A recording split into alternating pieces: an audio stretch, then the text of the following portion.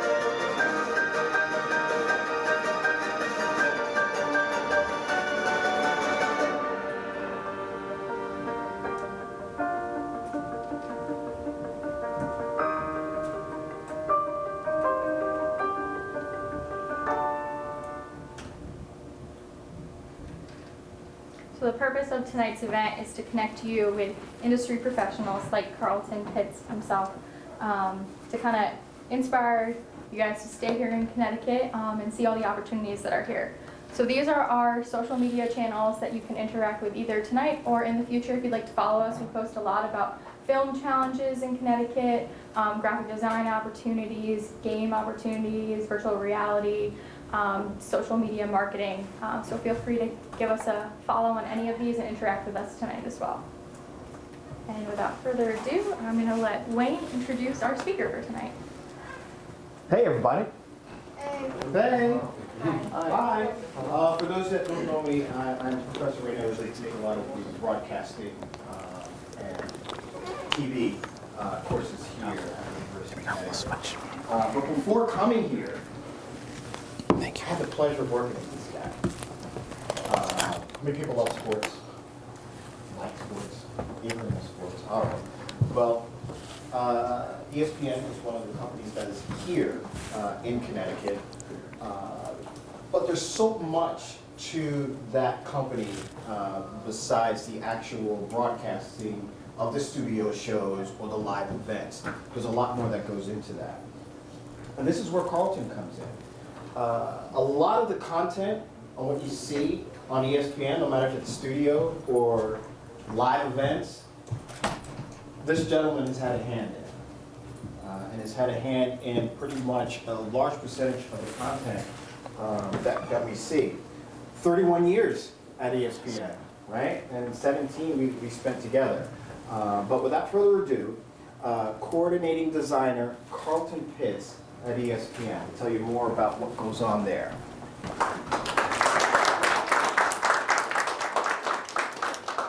It's the first time I ever got an applause. Thank you, everyone. I appreciate that. I thank you for coming here and the great weather we have. And then I'm glad that it snowed a little earlier so that most even have to do that long walk from the dorms here in the treacherous snowstorm, you know, that time of not making it to class. But anyway, let me tell you about myself.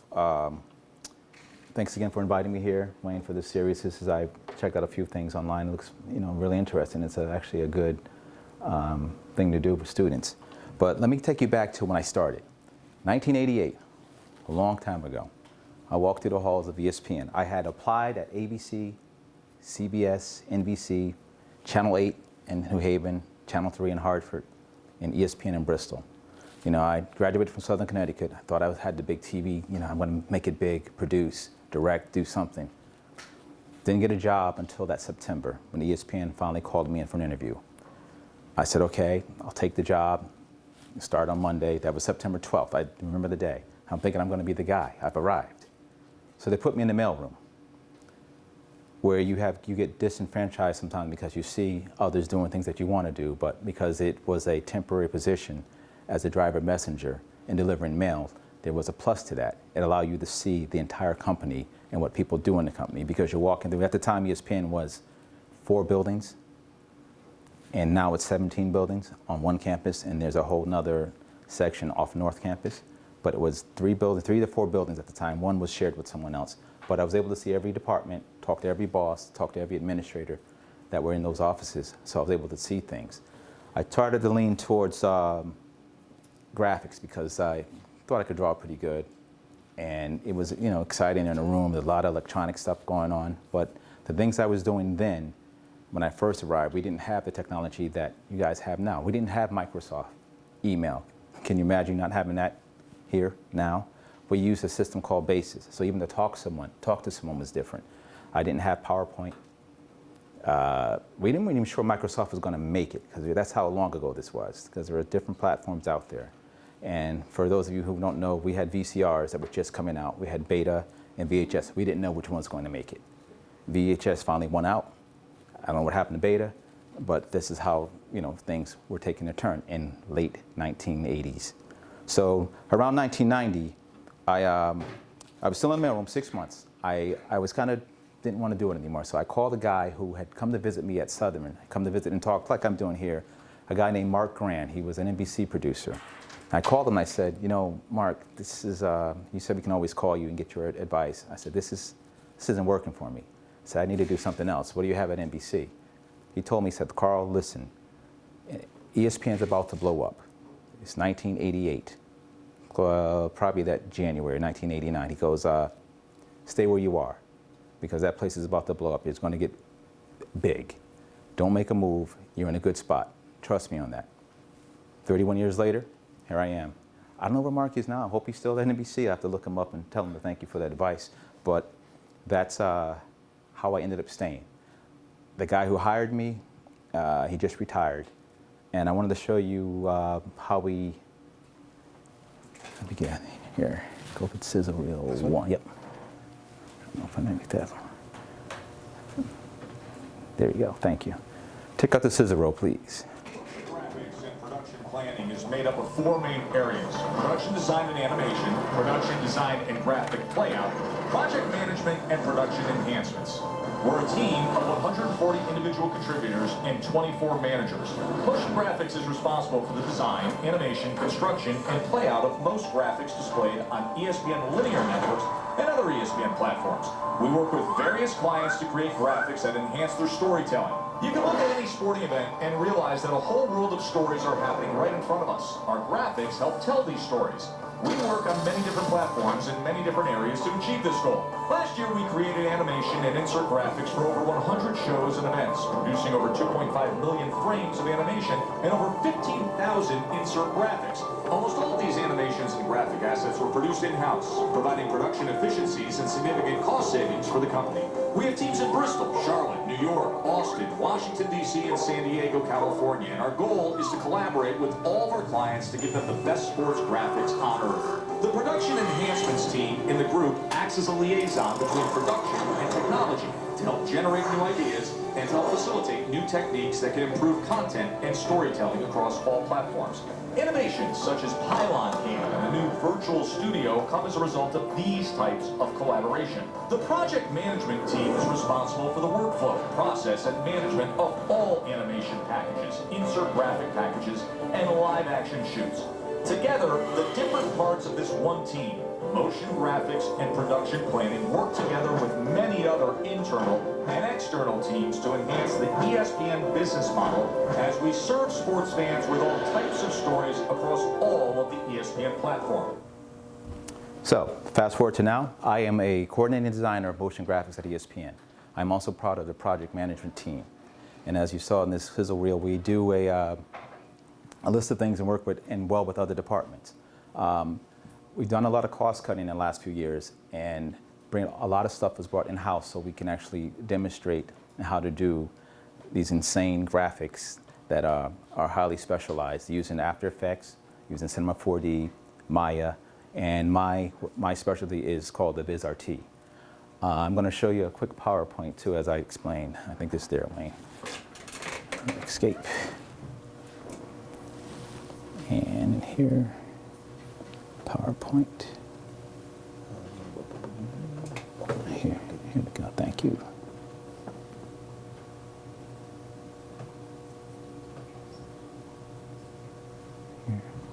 media display. As you can tell, guys, looking at my list, I've been doing a lot of work getting ready for this, hoping to try and impress you and come work with me. Do something. Here we go. Okay, yeah. All right. Can't see from this angle. Give me a slideshow. That play it for me, thanks. So the question is, what is the Viz that I work on? The Viz is a real 3D time platform. When I first started at ESPN, we had something called the Chiron 4200, which is basically a glorified typewriter. All the images we used were still screens, just regular text, yellow font, white font, nothing fancy. We replaced these with the decos and duets, which were PC-based. Now, being PC-based allowed us to do a little bit more animation. Nothing extreme, but it's like probably mid-1990s at the time. So we were able to do a little bit of basic animation and also adding clips. Clips was a big thing of adding movement. It gave the illusion of actually animating when sometimes it was just a clip in the background with text over it. But it worked for what it was. The Viz RT has two playout front ends. Trio, which is the playout manager we use when we use games. Like if you watch Monday Night Football, NBA, MLB, college basketball, those are done by Trio, which means there's a truck with the machine I use. There's a truck on site putting that game on TV via satellite. When you watch ESPN Sports Center, First Take, PTI, any of those shows, studio shows, those are done by something called VCS. VCS is a studio program which allows an image-based platform to be able to reach the machine. So if you put, like, I hate to say Tom Brady because I'm a Steelers fan, but everybody knows who he is. So say you put Tom Brady on a full screen. You would select his name, his image, and it would automatically populate with the Patriots logo, the Patriots watch colors, his jersey number, and whatever else you needed to be for the Patriots. I'm personally a Steelers fan, so it kind of hurt me to bring that out, but I know where I am, so, you know. But next page, please, sir. Now, from design, what I do when we do design, we have a meeting like you guys would do if you're designing something. If you're on a team, you know, you come and you brainstorm, come with some concepts, right? You figure out what you want to do. For us, what I do, I use Photoshop, After Effects, and a little bit of Maya. I'm not really good in Maya, so it's just a tool I use to break some things down. But I'm really concentrate a lot on After Effects and Photoshop. And a lot of background images, a lot of 3D images, and clips. Now, what happens is when you build a scene, per se, you have to make sure that it's functional. Because the worst thing you can have in a truck is to put a scene up with a graphic and it doesn't work, or it stutters, or it hesitates. You know, that's just no good for the production. Also, when you add a scene, you add in functionality, which are control plugins. So there's automations to doing things, like if you type out a name, spell check. If it's one name, it drops down to a center line. If it's a highlight point, it highlights behind the text with an arrow or something of that sort. Things you guys have noticed and don't even pay attention to anymore on TV because it's automatically there. Applying animations. A lot of times like I told you before, when I first started, we didn't really animate stuff. We just pop on the screen. Now we can slide things in, flip them around, come in one line at a time, put a clip on it, do a lineup that's really highly specialized now, do a lineup with live stuff as well. One of the big things we like to do with ESPN, especially when I did Monday Night Football, was using After Effects to use green screen. And when we use green screen, we take, media day, and let's say we'll go with the Steelers. Back to that. Okay, so say you go to Steelers camp, and you're looking at Big Ben, you're looking at, well, back then it was Antonio Brown, and these guys are doing stuff on the green screen like players do. These moves, and you're doing these little this and a little bit of that, tossing the ball back and forth. You take that image, because it's on green screen, you clip it out in After Effects. And by then you can, and by doing that, you can actually add it in as an element to your graphic. And we do that for a lot of the highly, especially like Monday night games, so that's the cream of the crop for ESPN. We do this for the entire league, but some franchises are bigger than others. I mean, the Cleveland Browns, I mean, they came out of nowhere, but you do for like, the Giants, the Patriots. We do the entire league. What I like to do is do that with more of our sports, like the NBA, and even the MLB. We do a little bit with MLB, green screening, but I'll show you a couple examples of how we do that. And the biggest thing too, when you design, after you do all of this, you have to get it approved, because you can't just have something that looks like crap go out. You know, you guys have been around design, and you look at something even on Instagram, like, you actually showed this? You know, they thought that was cool. No, you know, you have that same, you know, it applies to us as well. And if you make a mistake, something like Deadspin, if you are well aware, will definitely let the rest of the world know that ESPN or any other network made a mistake. The other thing you have to do when you do design is to test everything and make sure it works.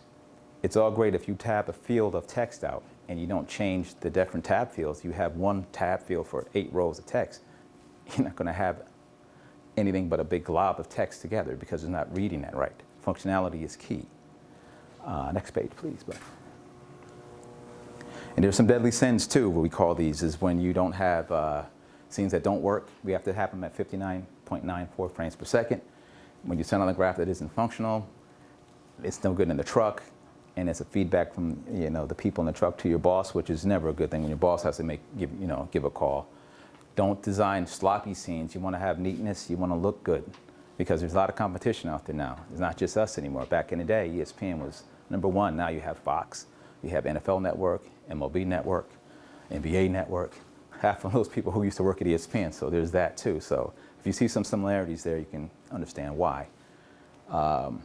Keying signals is great. Like I said, if you're using a green screen to key out a player, you have to make sure his shoulder isn't cut off, or if his head isn't cut off. You know, it's got to be animated the right way. Audio files, we use a lot of sound. It has to be, you know, tuned just right. You don't want to blow out, you know, what people are watching. And, you know, there's a thing about some of the directors. They didn't want audio in any of the graphics. They got rid of them for a while. Now we kind of retooled it and brought it back. And in proper formats, you got to make sure when you do stuff for, like, especially with networks for sports, you have to have accents. You know, because if you, like, say MLB, there's a lot of Latin players. You have to have the tildes and all the accents over the names. You have to have the half, you know, the fractions as well, 2/3, the half marks, and not every font has that. So when you build a graphic and it's going to be editable, you have to make sure that all those things are accounted for. I'm going to show you what I do for customs. After looking at this, I think I put a custom reel there, Wayne. Yep, escape. Thank you, sir. And guys, if you have a question, you can always stop me. And no, not that one. I was going to turn up your volume too. Yeah. It's funny. You know what's funny? I'm looking at this over here and I can't see it. Custom.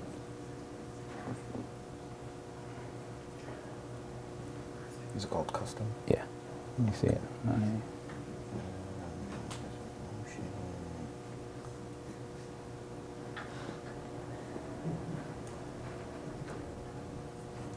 Here. This. And then let me take this. Christmas. Let me close this up. Virtual graphics.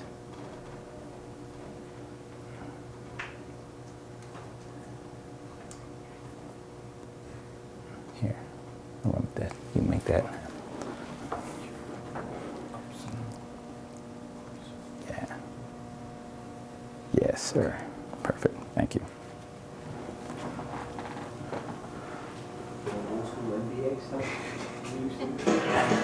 Kirk Cousins and the Minnesota Vikings have a secret weapon. Designed play-action rollouts to Cousins' left.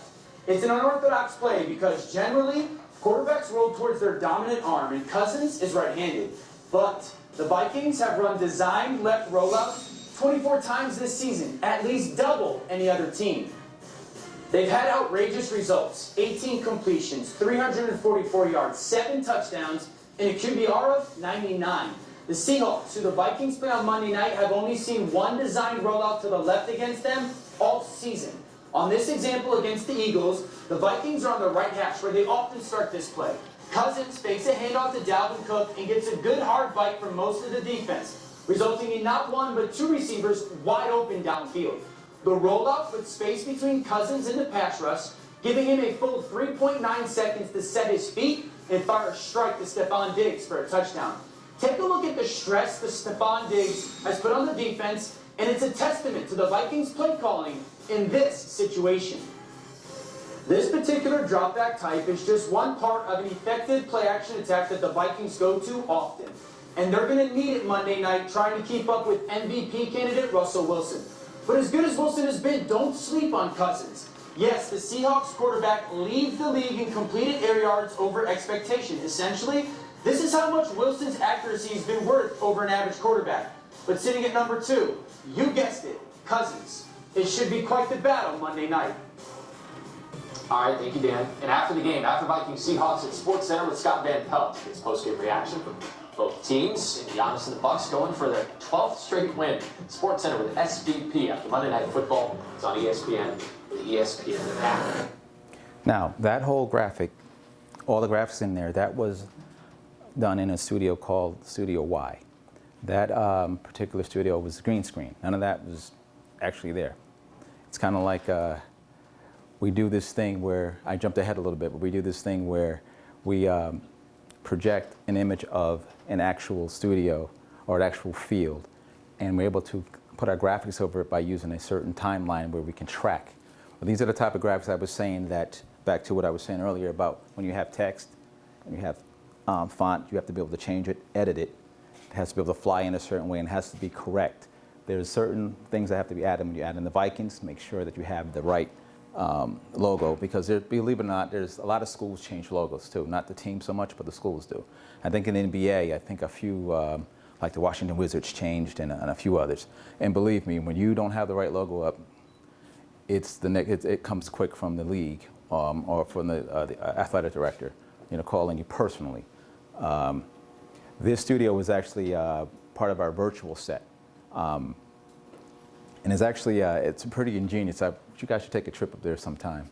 Yeah, Wayne, take a trip up, come and see us, and show you how it's done.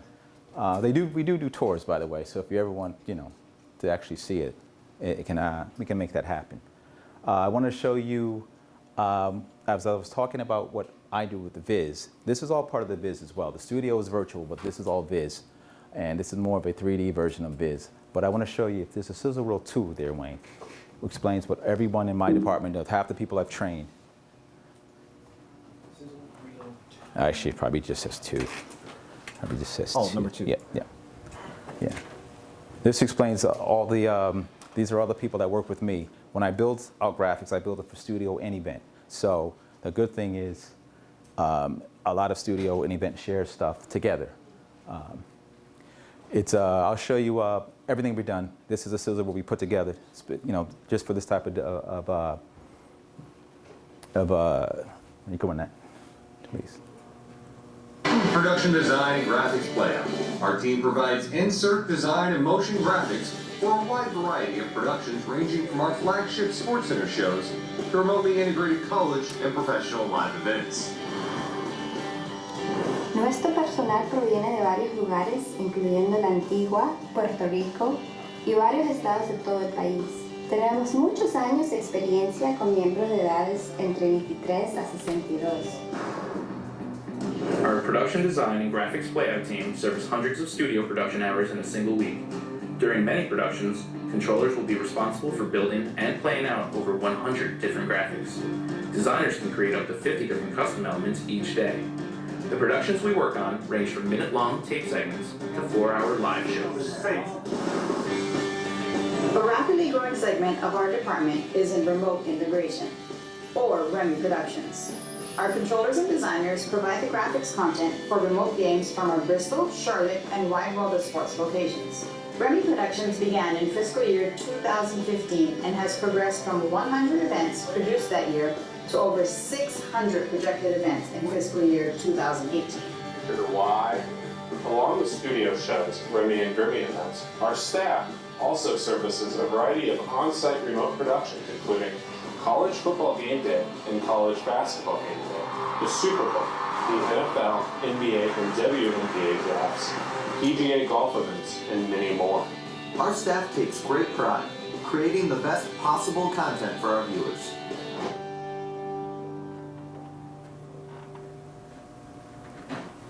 So that's a basic example of what we do in motion graphics for studio and event. When I started there were 16 of us. Now there's about 110 of us, I believe, covering every studio show, every event that we do. We used to travel a lot. Wayne was part of this group. Wayne and I went to the NBA. We did Vegas and a few other spots. We traveled a lot back then when the company was in a different area as far as finances were concerned. We would fly out, Monday? Well, the Tuesday game, depends on which game you had. Yeah, like I'd fly out, say if I had a Sunday game, the main staying game, I'd fly out Friday all around the country. The one thing about ESPN, it allowed you to travel. I did the NBA. I did an event called the Great Outdoor Games, which was a lumberjack Olympic, which was definitely an eye-opener for me, something new. I've done MLB, college football, college basketball. I've been lucky enough to go to Europe to do the UEFA Soccer Championships. I went to Argentina to train the Argentinians on how we do our graphics down there.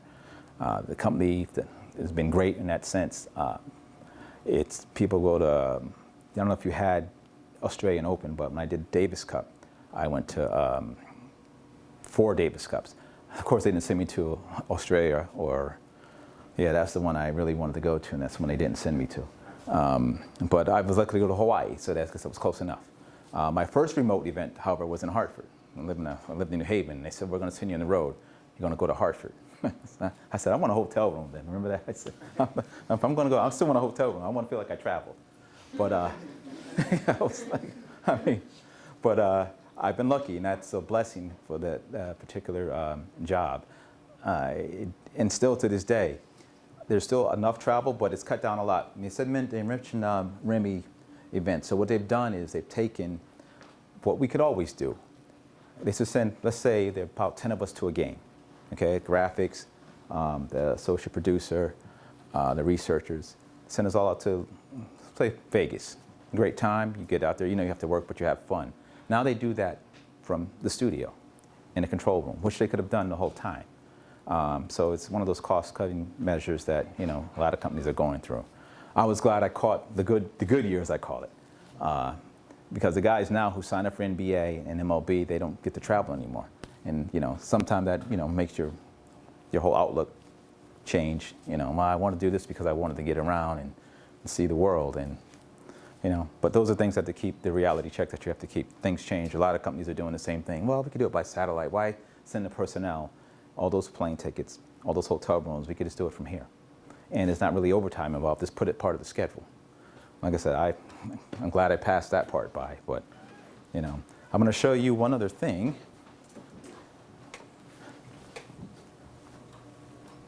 Yes, Mr. Wayne. All right, what's my 3? Okay, can you play that one for me?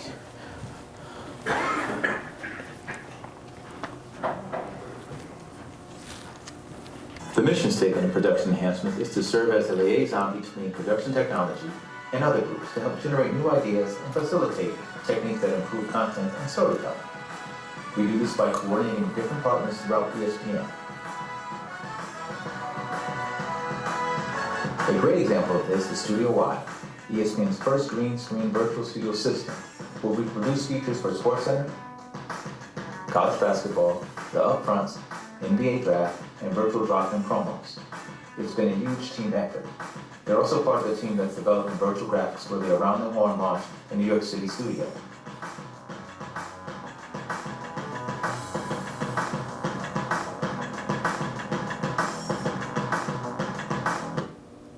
So this is what we call our virtual graphics, and it's a more dynamic way to present information.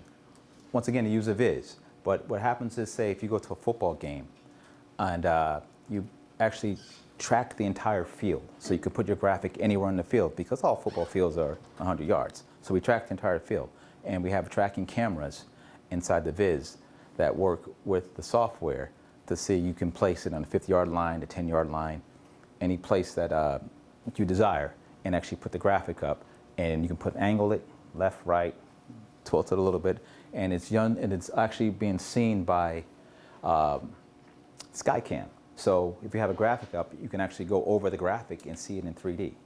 We built it out in camera 12 in the viz, and actually I have a bunch of these things I wanted to show you because I thought they were really cool. The guys that sit behind me actually build these the most because I build, right now I'm working on the XFL, which is coming back. I don't know if you remember the XFL, but it's coming back. We partnered with WWE and it's going to make it work this time. But the guys that sit me, hey, just don't tell my boss I said that on tape. Yeah, third time's a charm. I think I put here, I'll do this. This is kind of cool. This is a studio. Here, we'll do this. We'll go with, here we go. Here we go, do this one. All right, play that with me, buddy. All right.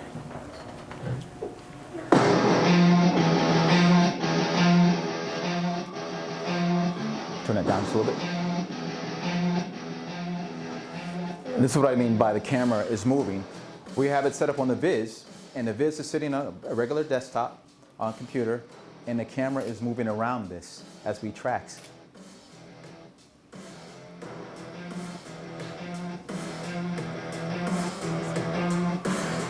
And once again, this is the same, these are the green screen cutouts I was telling you about. Of course, I go to the still when I'm going to discuss it, but you're going to use still images as well, but this is what we're saying about the editable text. All of this is all editable.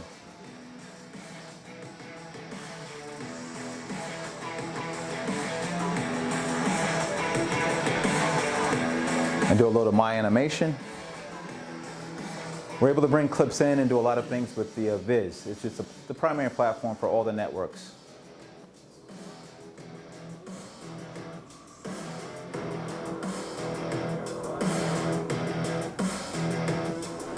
All green screen cutouts.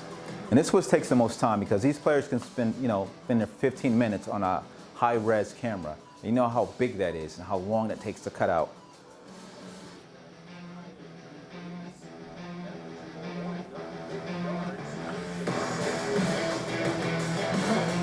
And see the back, over the top.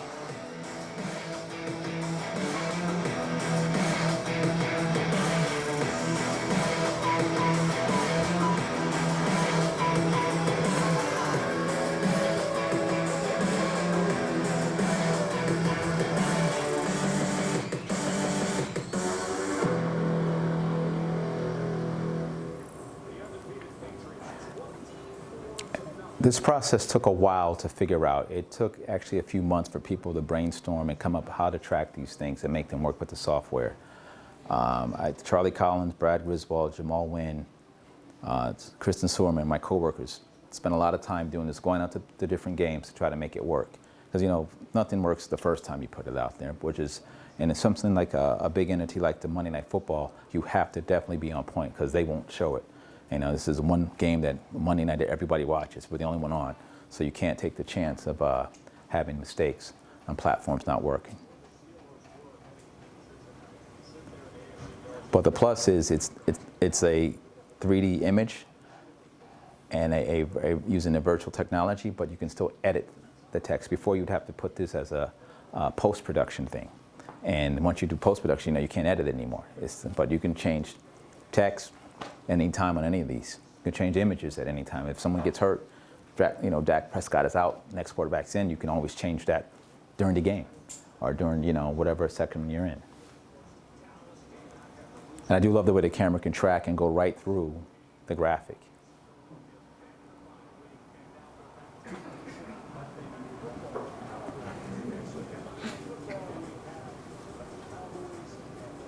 And we have the ability to also put live video in any of the graphics. We can import through screens in an AVI and make it run, and also run the green screen players. And this is just standard Viz. Text is just moving, regular text.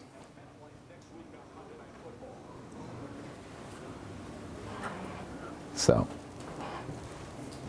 but that's actually one of the best things I think we do is that, and a lot of networks are also doing it now. I looked at Fox. I think they're doing some stuff too, and of course, CBS does as well. But this is not the only type of graphic we do. There's a few other things that we've done, and you guys might remember this. This is probably a couple of years ago. There's still a need to do storyboarding, You know, if you like to draw, we still do a lot of that type of technique. So we had a Christmas campaign. I think it was the Bucks and Knicks a couple of years ago with a guy from Hamilton. The producer scripted it out. We had a person, Bernarda Sezimir. I watched her draw all of these, and she matched to the script, and then they do an animation track to it, and then they actually run and shoot it. And I want to show you how actually it came together, because it was actually kind of cool the way they did it. Let's see, hopefully this is. Guys, you can always just, got a question, you can just ask me. I know I'm kind of flying through these, but I get caught up in my own world as we talk to these.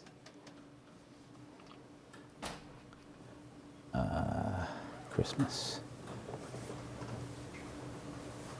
Yeah, play that, please. Yeah. So this is her standard, her drawings. This was the part listening to the script that was laid out by the producer. Her storyboarding. And then actually added music to actually show what they wanted to do. So we did a dry rehearsal like this. So when it came down to shoot, the camera guys know exactly what they're looking for. They're all set up to go. And we also add in a little bit of graphics to the little pop things. I don't know, does anybody remember this series? You'll see when the graphic actually comes on, when the actually movie comes on.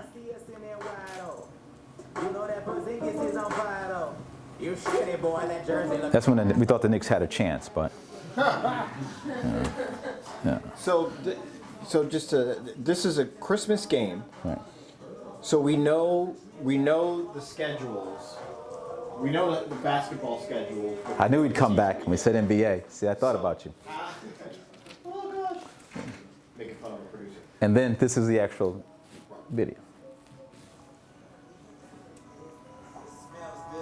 What is this? I'm glad we're all here. Now go help your uncle fix this. The game's starting in 2 minutes. Ooh, oh yeah, Buck's about to win this. Yo, say what? Oh dear. How dare you come up in this house just repping Milwaukee? Look. You look like a sellout right now. You shouldn't be talking. Oh, you just mad because this game is in the bag, sister. You know, here, Mom, I brought this jam. Like Giannis and Antetokounmpo. He jamming on everybody. 6'11" and money from every spot on the court. Mom, what's for dinner? I'm hungry. Venison. Very funny. Remember who said so when your whole squad gets crossed up by Eric Bledsoe? Stop. Help me set the table. Well, you don't want to see us in it wide, though. With Tim Hardaway is about to hit his stride, though.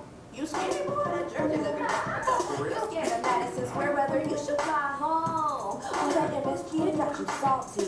Finsdale got them kids really ballin'. Our only teardrops are trick shots, they fallin'. Oh, it's all y'all, everybody falling. So glad we're all here. Move your head, boy, I can't see. So, yeah, cute, right? And it was. I love that series. I was hoping they would do it again, but yeah, like you were saying, it was. We knew the game, we knew the schedules. Thought the Knicks had a shot, but this is out. But it came to pass. And the guy from what's his name from Hamilton? I can't remember his name. Yeah, that's Diggs. That's right, Diggs. Yeah. They were all part of this, and I think it was well done. So how long did that take from start to finish, from concept of the storyboard to what we see on air, or to actual production of that? That took, even getting to actually shoot it took a good month and a half to actually get everything worked out. Like I said, you have to go through approval processes, a lot of script changing. Renata, she's great at this. She drove mini storyboards. And now the good thing about this is we got her an iPad. So it's much more simpler. Before, you used to take ESPN, we got 40 satellite dishes, you still draw my pencil. It just didn't work out. But that took a good, I'm going to say, probably a month and a half to actually get to that point. It probably longer because you have to, set up with the producer, with the camera guys, and with the talent when he was free. But that was her main, when we have these assignments, that's your main goal, is to do that. Okay, you're going to work on this and that. But you may do, honestly, 8 different versions of it before it finally, comes to fruition. And, but I think it was well done. It definitely was worth it. Any other questions? Anyone? Okay. Okay, I have a couple of other things I like to show off the stuff we do. So you don't mind, do you? I got a couple of things to show you really quick.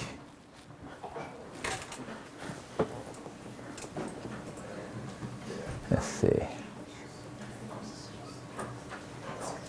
This customs, here we go. Yeah, play that for me, I can talk over that. When I was telling you earlier, when we get a producer or associate producer comes in with a custom. So say this is just simple text, and I turn it into this. So you have the ability to be creative. We get custom requests every week for every major sport, but Monday Night Football gets, being the cream of the crop, they get it all. NBA, you have probably 6 games, so they don't get, it's cut down a little bit. The same thing in the second custom here. You can take something that's really simple, like cornerback trades. This is 2 pages, but why do something boring? Let's jazz it up. It's text. All this is done in the viz. Green screen cutout. All this is regular text that we put in and just animate it. Do some specialized swirls. Do the logos on top, have them coming on and all. These are all plugins we use. And it looks a lot better, a lot more interesting than just the standard old. Same thing with Jared Goff. It's just 2 stats, but that looks so much better with the logo in the back, using a Wave plugin, the color text from the team, and just a whole better layout design. And this is where it gets better for, like, you guys are in school now, and you guys are learning a multitude of different platforms. When I got out, there was no After Effects, there was no Photoshop. It was just character generators, and you had designers who were able to do things using Paintbox back in the day. Now, I would say this as students, learn as many programs as you can, because kids now are coming out or making this stuff. It's coming. It's almost effortless because they work in all these platforms anyway. So if you know After Effects, if you know Cinema 4D, if you know Maya, and there's all kind of jobs like that, especially at ESPN. That's the next level of what we're looking for. I do the Viz. The Viz is going to be a part of us. Even things like Unreal is another software that's big. I didn't know. We were looking at, me and the virtual guys were looking at some stuff yesterday, and I watched that show, the Mandalorian. You guys ever see that? Yeah, it's a great series. But from what I understand is they're using LED screens with Unreal software. So they're not even using green screen. It's even a step above. I thought the green screen would be, the top notch, but this is even better. And it cuts out jobs, but also creates new jobs. But that's incredible. I highly recommend. It's a Disney plug too. Disney owns it, so highly recommend you watch it. Yeah, yeah, okay. But yes. So. How much of the creative side of the graphics is you versus what the producer wants? So, like, if the producer came to you with just the stat sheet, would it be all up to you to design it, or would you work in collaboration with, like, producer type role? It's a little bit of both, but a lot of times we have like, say we'll do something like a template like this, right? You can use the same template for any other quarterback. So some of it we keep. But if you come up with something like the cornerback trade, that's really on you to design and figure out, okay, what can I do here to make this look good? Because you can always do just a standard panel that's just boring. And that's what I'm saying with the kids now. That's where the design ability comes in, because a lot of these kids are designers too. So whereas me, I was never a designer. I had to learn how to design. But if you get a stat worksheet like that, and you can come up with something cool, they prefer that. Because a lot of times producers, no offense, they come in with these ideas.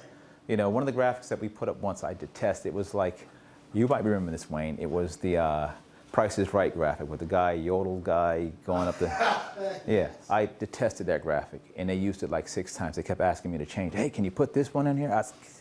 I could do something like this, and you want something that is silly like that. It just, yeah, very cartoonish. And I like the big time 3D looking graphics. It's with real people that you can actually key over, and that just has a better look. It's a much cleaner look and serious. We did the same thing with the NBA. The lineups were just phenomenal. But you always have to have approval. That's the other thing. Like for Monday Night Football, Lucas Nickerson is our art director. So they look at every graphic. And Joe Tessitore, he looks at the graphic, which is new because talent really doesn't bother, but he looks at every graphic. which is shocking to me. You know, most talent, they just read along and you tell them to cue up the script. We're going to talk about this. We're going to talk about golf and his last season and this season, and they usually read it over. But he looks at every graphic beforehand, which is, you know, good and bad. Because now I already have the Wayne type guy telling me something. Now I got the guy who's supposed to just be, you know, calling the game telling me something. And then I got my art director telling me something. So you have a lot of chiefs in the kitchen on this. And when you do studio stuff, because studio is a much bigger entity than, like Monday Night Football or NBA, you pretty much have a coordinating producer and then associate producers under him, which may be 4 people. In studio stuff, you may have 3 coordinating producers, and then the director, and then the production assistant. So you might have 8 people trying to put input on your graphic who have no design degree whatsoever, and trying to tell you, oh, well, I think this will look cool if we put it in purple font. Yeah, but the colors are blue and white, and you need purple font. You know, it's just, you know, you fight those battles, and sometimes you sit there and you have to look at them like, well, where's this coming from? You know, but, you know, but so. Does a person need to know sports in order to become a creative person at ESPN? No. No. If you know the software, if you know design, if you know After Effects, if you know Maya, we can, the sports part can come from the people you work with. For example, if you're a designer or a coordinated designer like me, the people you work with would be someone like Wayne. His part of his job is to make sure you have the correct information. Like make sure you have the right, like it was a Hideki Park. Someone was looking up Hideki, he's actually looking for a park. And one of the designers looking for an actual park, and it was actually a player's name. So he he had no idea who the athlete was, but he's actually looking for a park. What city is Hideki? I said, no, that's a park. Yeah, that's his name. You know, even I remember, I don't want to embarrass anyone, even like the spelling of things. One of the designers misspelled Duke. You know, Duke's powerhouse basketball team. She spelled Duke, D-O-O-K. And I said, that's spelled incorrect. She goes, are you sure? Come on. They're on our air about 20 times. But that's the kind of thing you run into because they're not sports fans. You know? And she was a good designer. She just didn't know who the teams were. But when you get things like a request, the producer or director will feed you the things you need, the elements you need, the images you need. They'll tell you that, okay, I need a live shot of Jared Goff. But you can choose, because we have about, being that he's a quarter, we have about 8 different shots of him. So they may say, well, can you give me a shot of him holding the ball like this? Or just tossing the ball back and forth, or just no ball at all, just doing a turnaround. So you get that kind of request. But a lot of it's up to you to come up with something. And when you're doing studio shows, it's highly intense, as you know, Wayne. When you're doing a production that's on SportsCenter, and you get the request at 6:30, and the show's on at 7, you really have to fly. So kind of, you live and learn, but it's not impossible. I mean, we have, like I said, we have a bunch of different designers that are, and pretty diverse, and half of them are women. And it's just, it's a well diverse field, and we actually do pretty good in it. Any other questions? How do you determine that stuff? Like, obviously, you just said they have like shots of holding the ball out and throwing the ball back and forth. How do you decide when you go to like Steelers camp? All right, we're gonna have the quarterbacks do this. We're gonna have the linemen do this. Like, how do you determine what positions do what and what stuff you want, like overall? It's one of those things where it's like the guy was telling you, the art director, Lucas Nickerson. He'll go to a media day, and they'll have the whole team there. And you really want the key players. Let's call it what it is. You want the key players. The third string guy, you can say, hey, just stand there and do that. Okay, thank you, move on. But if like Tom Brady walks in, hey Tom, how you doing? Can you do some of this and that? He may or may not. Some players are really into it. Antonio Brown was, despite all the troubles he had in multiple teams, he was into that. He did all the Saquon Barkley, same thing. They're into it. They're showboating a little bit, having fun with it. But I like to be there. We like to get there early because that's an all-day event, and yet, like these are athletes, so they're like, okay, yeah, I don't think I'm going to do any more, type of thing. And that's with anyone, even some of the talent we've had at other events, like Snoop Dogg came to help us out to do some show stuff. And, by 11:30, he was like, yeah, I'm done.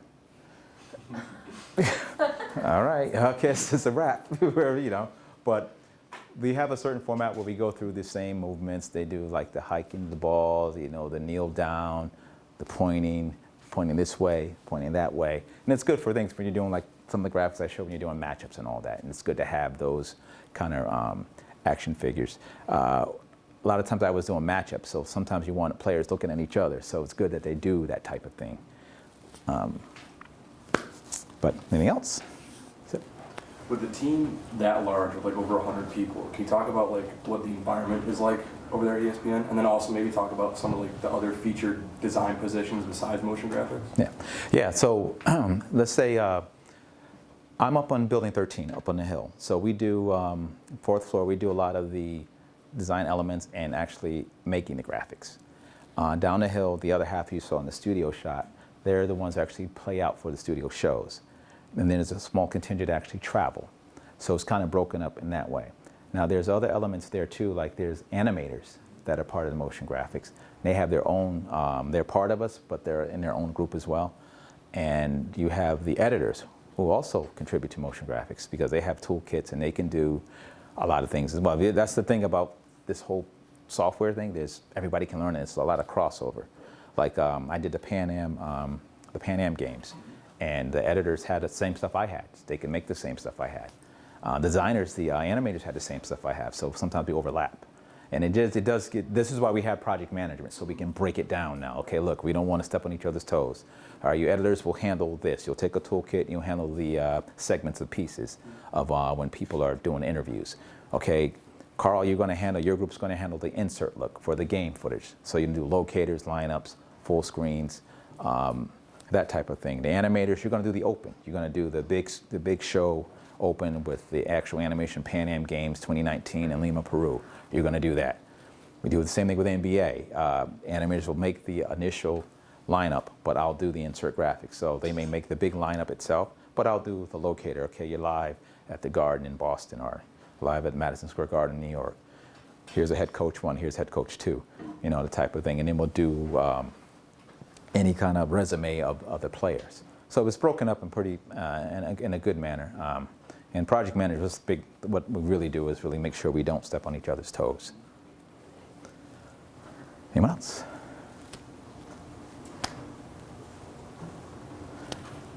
I've lost Wayne, so I don't know what we do for me. But you know what? Can I show you guys one more thing? I think I have something else. Here.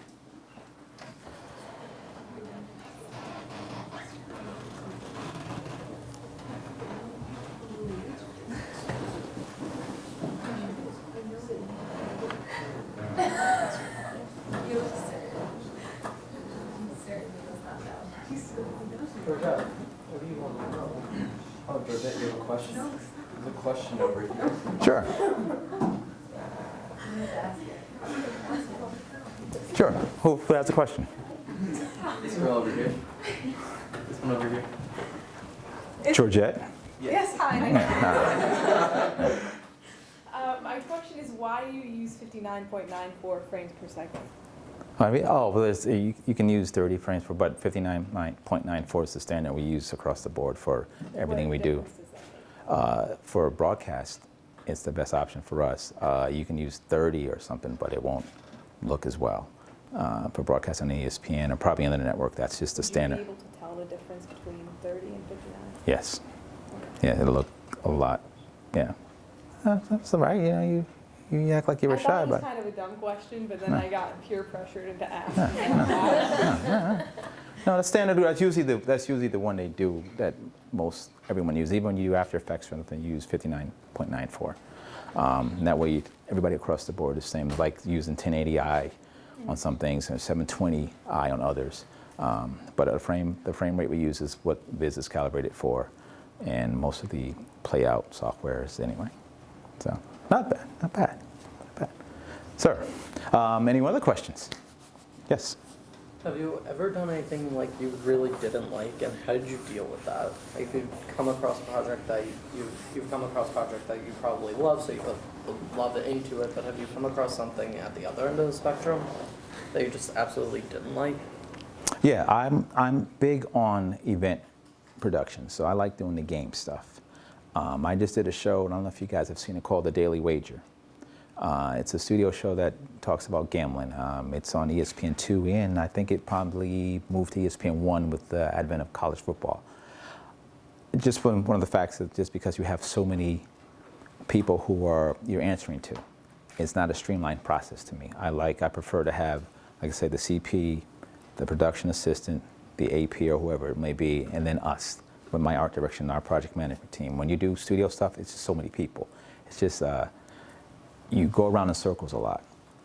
Someone likes something, someone doesn't like this, and you're sitting there, 3 days later on the same graphic, and it becomes a time element thing for me, because bottom line is you have to do the graphic to put it on the air, and then you're arguing about, like I did this with tennis, I believe. The producer wasn't happy with the color of the swatch on the background for 3 days. He wasn't happy with the color of the swatch, and I have a whole directory to build, and you're worrying about the color of a swatch. I hope he doesn't watch this program somewhere. If you say this, but but that's the kind of Got 2 words for that. So, for like a regular Monday night game, how long would it take to set up all the graphics? What's your timeline for? Okay, so good question. So Monday night football. So when I did that schedule last year, I was off Tuesday, Wednesdays. So we start with our meetings on Thursday. We get the list of graphics that you've seen before with the layout.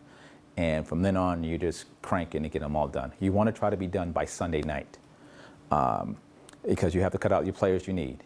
You have to get this build a graphic. Like it's not fast. It takes a while to build a lot of these. So you actually have that till game night. When I was doing matchups last year, I would get the okay on Sunday night at 11 o'clock. You were doing sometimes 12-hour days to get it done. This year they streamlined a little bit. They try to get done early Sunday so they can kind of go into Monday, relax. But if typical graphic stuff, you finish early. Oh, you have free time? Yeah. Oh, I got something else. Yeah. Can you do this? So it kind of bites you on both ends. But usually you're cranking all the way through. Especially for something like Monday. A lot of graphics and Wayne can attest to this. When you build graphics for a game, you build entirely too many graphics. I mean, you still have to watch the game. You can build 30 graphics, but the game is what's still big. And I think a lot of soccer broadcasts, that don't make it. Yeah, if you build 20 graphics and they get 7 in, you're sitting there thinking, man, I was here at 11:30 Sunday night and you didn't use any. And that happened to me with the matchups. They really seldom use them, but I had to build them every week. And I would build like 7 of them, 2 players matchup, cut out green screen, make it all work, put all the logos in, the colors in, never use them. And I knew if I didn't do it, that'd be the one time they called for it. So you still had to do it. Same thing with customs, like the custom graphics we showed you, they don't always make it because you have to follow the game. And that's one of the things they'll tell your producer, say, oh, well, Carl, I like what you did, but the game was tight. We just went with it. We'll do it another time, though. And the only good thing about that is if you have the same team later, you actually can use it. Like, say, if you're doing something on the Lakers and LeBron, and that graphic can come back and be used. But if you're doing something like the Bucks, you spend a lot of time. The Knicks, a lot of time, and it may not ever get used. But being that they're editable elements, you can always change them to another team, and that's the one perk. That's why we keep everything. They'll come back like this year. Hey, you guys built a graphic 2 years ago. I wanted to be in a new look, but I want to have the same type of feel to it. We kept them all. So. Another advantage is the Monday night schedule's set. Yeah. So you could, as a producer, you could come in with a foundation of storylines, right, until a couple of weeks before this matchup to see what has evolved. But that's another advantage. Yeah, right. I would say that can be too, especially with your matchups. Right. Right. Matchup graphics. Yeah, you get burned every now and then when players get hurt, things like that. But that's the entire league. A lot of the Patriots are hurt. I don't mean to laugh about it, but it's Hey, the Steelers are still in it, so I'm kind of happy. But please. What happens when a player gets traded and you have like it would never happen, but say you took 25 minutes of Tom Brady and he gets traded. Yeah. what do you do when you have all that stuff? Do you have to go to whatever team he's on now and reshoot everything so you have new stuff? Well, that happens, like they probably won't have him green screen, but we'll have to change his jersey. So we're doing that a lot. We do that up to the very first day of regular season football, even in the NBA, because preseason players are everywhere, and then all of a sudden, the week before, trade. So we had to do it a lot here. Just take the jerseys from another player. As long as you don't see the numbers from here up anyway, it's a headshot. Just put it on the other player, and we assign designers to do that. And that gets crazy. And NBA gets crazy too with that too. So yeah, you have to be ready for it. But that won't be a green screen. That's just a straight PNG, swapping jerseys out. And we have Al DePrado's our guy who handles all of that. So we got people just for those type of things. He loves it. So it's just think, straight it next. All right, Al. Yeah. Trade deadline. It's coming up. We have some characters that work there too. I really hope they don't watch this. Please. It was the same question. Like injury, how long? Like, if a player gets out that morning, what's your crunch like to get that new graphic? Yeah, that has happened. If say was it Mason Rudolph, sat him down. Okay, we got to take the next quarterback to come in, and you have to crank and get that out. You can maybe use the same template, but you got to put all his stats. But a lot of the research, and Wayne can attest to this. Again, you do the research on everybody anyway, so that part's there.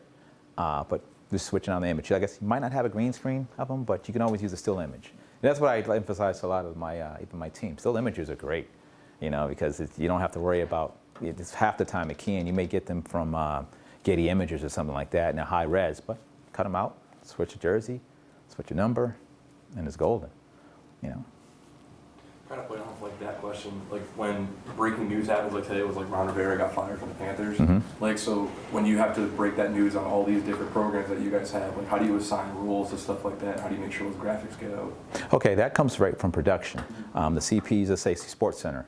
What happened. Monday night, the football shows, what happened. The rap shows, PTI, any of that.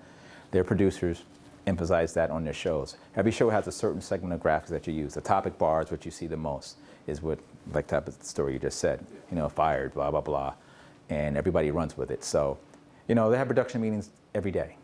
Even if it happens right away, breaking news, okay, we got to cut in with this. All right, guys in studio, this is the story. So-and-so was fired. Put up, I don't think we use the team swatch anymore, the team logo. Just lost his job. I hope they told him before he saw it on TV. That's the other thing. Sometimes people, well, I got traded. What? Yeah, I got traded. Yeah, I saw it on SportsCenter. Oops. So you hope that doesn't happen. That's happened before. But yeah, in the production meetings, they'll say it, and they'll go through every show. So every show has a CP, or a group of CPs, and researchers. And that's the researcher's job, is to actually do that. Like that show Stump the Schwab, I don't know if you guys ever remember that. He was the ultimate researcher. He just knew all this stuff, and they're constantly online. That's the other thing about today. Everything's online. Twitter is still, a lot of sports networks try to keep up online internet, but nothing beats Twitter to me. They're the first ones out with anything. And that's why we carry a lot of that too. We get live interface with Twitter, so we can put up the graphic and actually show the tweet. Antonio Brown, I bring him back. He said a lot of stuff. All right. we got its news. We got to put it up. People say, you're being unfair. Well, really, he did. He tweeted it. We're just showing you this. He said it. So, but yeah, it's a production. They're always on the lookout for breaking news. And those topic bars are great. That's what they're there for. You can go to any subject. You don't have to do anything great, any grand thing like something like this. You could just type in a line, breaking news up top, and you're good. Yep. I don't know if you can answer this, but something like Ron Rivera getting fired, it seems like, especially on SportsCenter, coach gets fired and there's a 35-second highlight clip of just him standing on the sidelines. Do you know ahead of time, this guy's going to be fired, so someone can prepare a little highlight video of a player or something like that, or does it just sitting there waiting? Every now and then you hear you hear the whispers, the rumors that so-and-so might be let go. It's funny, the player the coach who's let go may not even know about it, but you hear it, so you start pulling the footage anyway, and just be ready. And I mean, we've done things that were wrong, that when people who were supposedly, like Joe DiMaggio, when he was ill, we said he died, and he wasn't. You know, somebody had jumped the gun. So you just got to double check your stuff and make sure your source is correct. Like so much of journalism today, your source has got to be on point. But you'll hear a lot of times of rumors of players being traded, coaches being fired, you know, that type of thing. I was going to say that, like when Antonio Brown did it, we kind of heard, we knew, because that was he was with the Raiders, and that was supposed to be our Monday night game, so we were all amped up for that. And then he's like, nope, I'm not going to do it. But they, you know, had stuff ready just in case. Then where he saw him just in working out, I actually changed his jersey, you know, for him, put the Raiders jersey on him. They didn't play. But, you know, it's one of those things, you got to play it by ear and just be ready. And even when we do events now, and I got to say this because these phones are so great now, we have a lot of our field reporters just have an iPhone 4K video and a lavalier mic on it, and you can send it back to an FTP site and show an interview. Stuff that would take you before 3 people setting up a satellite feed, camera guy, the truck guy. Now you can do it with this. And you know, the game is constantly changing, and the bars keeps moving. And these are great, and we get interviews that you won't have time to set up to get anywhere. You don't have to pay the extra money. So there's cost cutting at the same time, but you still want to be effective and get your story out. What else? Sorry I bored you guys. I mean, I tried to liven it up with our graphics, our sizzle displays, but we do a lot of stuff, and is like I said, I can tell you this as students, just keep on learning and learn as many programs as you can. And this is, like I said, this stuff didn't exist, and for you guys, you're already growing up with it. We had a group of kids, they were like, I guess some bring your kids to work day, 8-year-olds changing my computer around because there's touchscreen. I'm looking at these kids like, how'd you know, but this is their world. You guys are older, but you're already growing up in this environment. But for me, I had to learn the After Effects, learn the Photoshop, learn, you know, even the PC-based stuff because it was constantly evolving. But you guys are doing projects already with this. And one thing about something like the Gram, I mean, the Instagram is good or bad. There's some really talented people out there that do some stuff. And I'm looking at this like, wow, this kid is good, or she's awesome. And it's such a crossover in our field now because you used to be separated. I was the playout guy for graphics. She was the designer. You know, the dude over there was the animator. Now that can be one person. You know, we do it all. Even me, I mess around with After Effects a lot now to try to get things done, just to liven up something. Even the viz, the extent that we do, you saw the 3D stuff, the virtual stuff. It's incredible that, you know, and these guys were animators, and now they do what I do. You know, sometimes better than I do. But just stay, you know, learn as much as you can. You guys, like I said, you're already in it. But, you know, have Wayne bring you up for a tour. You know, hang out with us for a while. He'll treat you to lunch. You know. Any other questions? I have an unrelated question. Sure. Do you have a favorite hockey team? I was a Whalers fan. Way back in the day. That's the only thing we go to. Back in the day, we had the New Haven Nighthawks back then, but then that went away. But the Whalers, that's all we had. And I hate the fact that we traded the one professional team that Connecticut had. They talked about getting the Patriots. Remember that? That was a joke. That was never going to happen. But the Whalers were it. You know, my father's from Pittsburgh. So he used to talk about the Penguins. You know, I'll take the Steelers. Already, I'm your son. All right, I take the Steelers there. But you know, the Whalers are here. We can go see them. You know, Pittsburgh's a long drive. So, who's your team? New York Islanders. A lot of All right. We have 2 home Westerns now, soon to only be 1, and I am happy about that. I didn't realize how many pro teams New York has. Period, man. You think about it. I went up to see my cousin up in Rochester, and there was people with the Bills on. People with the Giants on, with the Jets on. I was like, okay, what's going on up here? I thought it was Bills country, you know. We but have to have 2 teams for every sport. Yeah.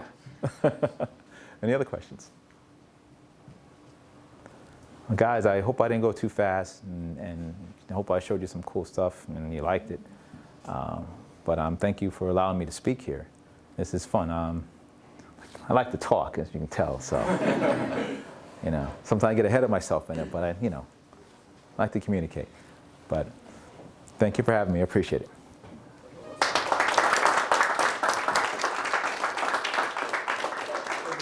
before you guys head out, just a couple of things I wrote down just to kind of get you on your way. I know there's, are you guys arts? Arts and what's your majors? Graphic design, right? Ah. Nice. All right. All right, so this is where. Talking to the right group. Well, we're seeing graphic design and production combined here. I mean, the stories that Carlton had and the students that are in here, and pretty much the future of what's going to happen here in this industry. So my takeaways for you guys is, one, embrace technology, okay? Because it's always going to be evolving. I mean, even now we're seeing augmented reality. You've seen, well, that's your example. There's your augmented reality, and you see virtual reality work hand in hand on storytelling. So embrace that. So whatever new is coming along, embrace it and rock star it out, right? Be that rock star. Both of these industries, attention to detail is critical, right? I'm looking at the design majors here because I know the production majors know. Attention to detail, because one bit of detail that's off can train wreck your entire project. So we have to take that time to pay attention to details. And be prepared to make adjustments, right? As Carlton says, there's always chefs in the kitchen. Sometimes there's one chef, sometimes, can't curse, sometimes there's a whole slew of them. And it could leave you frustrated because you do this version and then out of the 5 chefs, the one person doesn't like it, so you got to retool everything out of that. So be patient and anticipate to make changes to your work. And with that, that is all. Thank you, guys. Appreciate it. Thank you. For those of you that don't mind being in a picture with Carlton on social media, can I have you come by the sign up there? Once they're cool, if we take a photo. Oh, yeah, yeah, That's true. yeah.